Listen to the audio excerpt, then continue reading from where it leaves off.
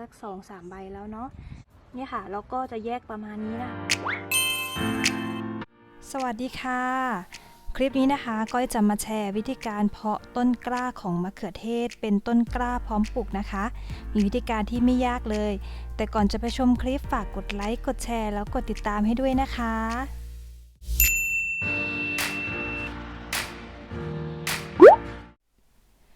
สำหรับในคลิปนี้นะคะก้อยจะเพาะด้วยการใช้ลูกสดนะคะหรือว่าผลสดจากตลาดนั่นเองค่ะขั้นแรกเราก็เตรียมดินใส่ภาชนะเอาไว้แล้วก็ใช้มะเขือเทศลูกสดผ่าแล้วก็เอาเมล็ดโรยไว้ในกระถาง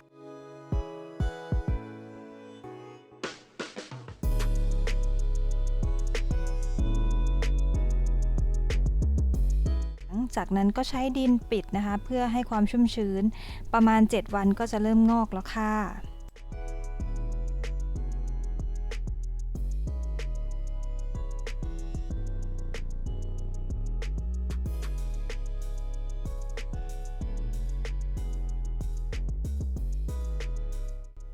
เราก็จะอนุบาลต้นกล้าจนมีอายุประมาณ20 วันนะคะต้นมีใบจริงสัก 2-3 ใบแล้วก็จะเริ่มย้ายใส่ในภาชนะเพาะปลูกนะคะเป็นภาชนะขนาดเล็กไว้สำหรับทำต้นกล้าเองค่ะ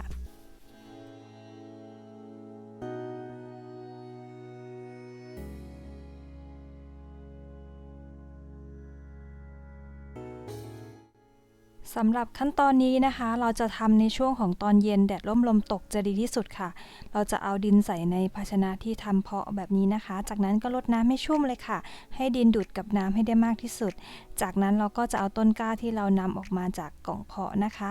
ใส่ลงไปในดินค่ะด้วยการใช้ไม้ตะเกียบแบบนี้นะคะค่อยๆทำค่ะ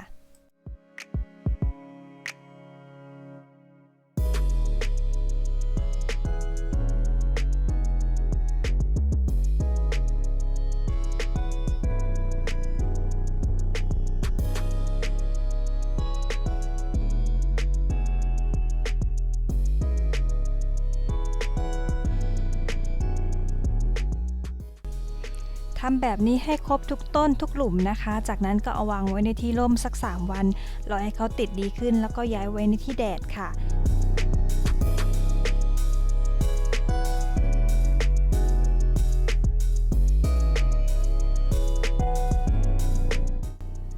ขั้นตอนสุดท้ายนะคะเราก็จะอนุบาลต่อจนต้นแข็งแรงพร้อมปลูกค่ะ